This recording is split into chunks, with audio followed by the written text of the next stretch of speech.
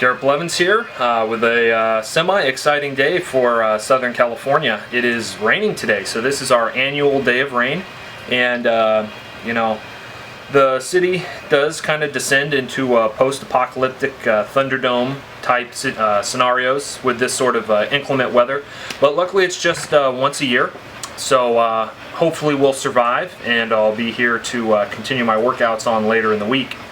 Anyway, you know, those are Southern California problems.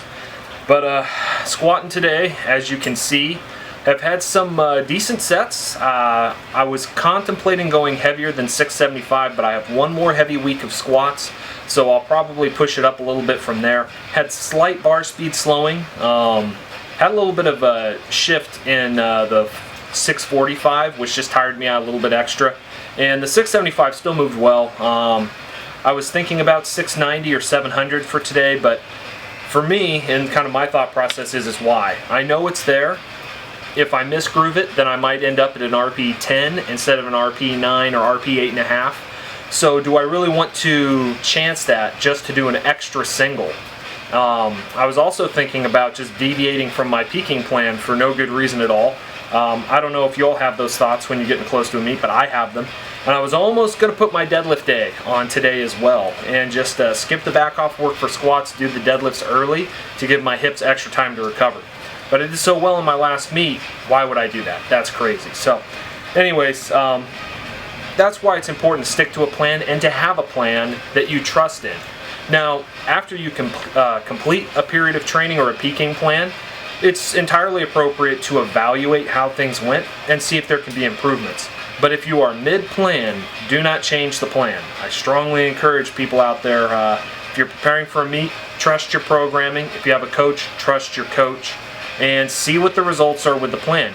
If you deviate from the plan, then you don't really know what worked and what didn't, and you may hinder your progress. But if you stick to what was set up, then you're going to know if it worked or not and what to do next time.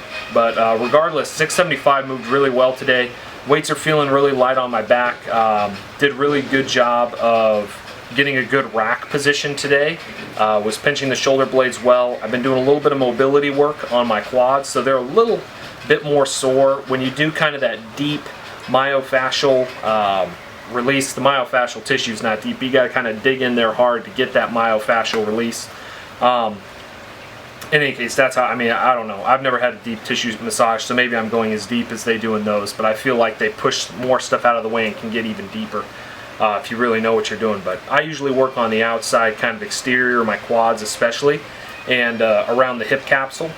And I've been doing that lately to kind of free up my hips and get them really in a good position for sumo. If I can get a strong sumo starting position, then I can put together a great meet. If the sumo's not there, that always kind of puts you back if one of your lifts is hindered. So that's an important focus for me right now. But when you're doing that sort of massage with your muscles, they tend to not work as well with a workout, especially if it's less than 48 hours after you have that. That doesn't mean you can't do it. It just means it's not optimal. And since I have limited time, I was working on my quads last night before the squat workout, so I can tell they're just a little sore, like minor, kind of almost like a bruised feeling. But they still responded pretty darn well for this squat workout, so I was very happy. I'm going to finish up my back off work now. I believe I have 3 sets of 3 and maybe 2 sets of 4 with a second drop set. So there'll be a drop set number 1 and then drop set number 2. And I'll end up with some more squat volume. So I'm going to get into that. I also have some bench doubles. I'm planning on going a little lighter than last week on the bench doubles to allow my bench single later in the week to keep springing forward. Did 455 for a double last week, but overshot my RP a little bit. It should be a pretty quick double. Shouldn't be too much strain, so I'm thinking anywhere in the 415 to 435 range today. I'll feel it out. Might just go 405, I don't know. It doesn't really matter too much. The volume difference in those is, in my opinion, negligible. So we'll see how it goes. That's the cool thing about RPE training. You don't have to have set numbers you absolutely have to hit, which both allows you to undershoot and not feel like you failed, or continue up past the numbers you were expecting and have a great day, all without overtaxing recovery systems as you plan your RPE according to your recovery ability. So in any case, hope you're enjoying the workout footage. As usual, I'm sure I've put some of it over this long dialogue here. and I'll probably catch up in a few minutes after these squats. Whew. Well, done with the back off work. The doubles were a little harder than I thought they would be, and the triples were a little easier. I went back before my first set and realized I wasn't doing triples in sets of 4. Instead, I was doing doubles and triples today. Had an extra set of triples though, so the volume is relatively similar. And the weights are bumped up obviously from last week. In fact, I was up 20 pounds from what I did triples with last week. Or sorry, what I did sets of 4 with last week for my triples this week. So the extra set on that, I don't know, it's similar volume nonetheless. Definitely more volume than I had in my last peak. So probably going to be talking with my coach, and we'll be pulling out volume in the next 2 weeks, I would say, because we're only got 2 training weeks left and then deload. So anyways, the back off work went pretty well. The doubles started out feeling pretty heavy, but by the third set of doubles, the weights were moving pretty well. That's because after those singles, I'm coming off that, adrenaline high, and I get pumped up for singles. Rep work, especially back off work, sometimes it's just hard to get excited for. I have to be in a certain mindset to really enjoy the volume, and right now that's just not where I'm at training-wise. I'm really excited about the heavy weights and the singles, but you have to stay focused through your workouts anyways, because you're going to have a higher ceiling for those singles if you can continue to handle back off work as you're hitting heavier and heavier singles each week. Then you start to drop the back off workout, and that single just rises up all the way into the meat.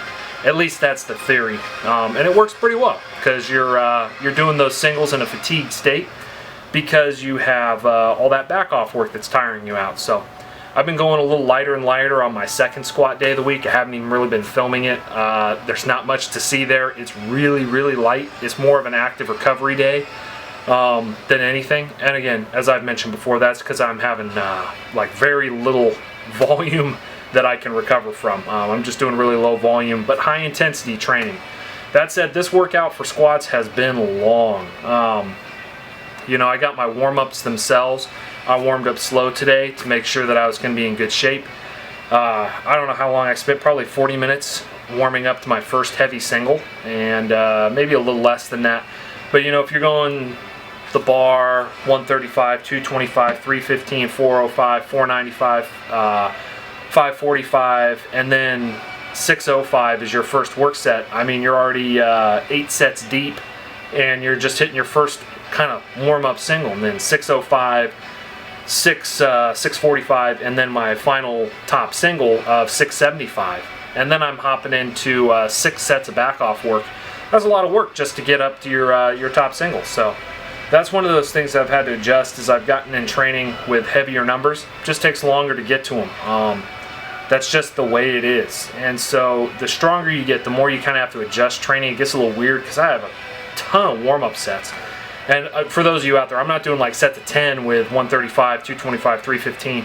I actually did singles with a lot of those on my way up today after I got initially warm, which really I just did a set 10 with a bar, and then I started doing some reps with 350 or 135, and then from there it was singles pretty much all the way up. Slowly adding in the powerlifting gear that I use. So I'll throw my belt on about partway through. I'll throw my knee sleeves. I use my wrist wraps tight all the time because I actually need them the most when I'm just doing the bar 135, because I'm not warmed up yet, so my shoulders aren't loose and can't get in a good position. Additionally, I've had people ask me how I like working out in a garage instead of working out at a commercial gym, and it's different, but one of the things that I really like about it is I can control the music, so I can listen to whatever I want. But 2, I can sit down and after, I just did my squats. I've been talking here looking at the camera for about 4 minutes, and I don't feel pressured to move to another machine or get out of the way or any of that sort of stuff. It allows me the freedom to rest a little bit so that all of that work that I just did with squats isn't going to give me kind of a workout hangover within the same workout, so that my bench is affected by all that squat work I just did. I mean, I'm sure I'll be affected a little bit, but not as much as I would be if I had to go right into benching. I'm also home so I can take care of some other stuff in between now and when I start benching, so that I'm more productive. I'm not stuck at the gym. So there are definite advantages to having a home gym, especially if you have time constraints. So if you have the ability and you're under the gun for time, think about it. Might be a good option.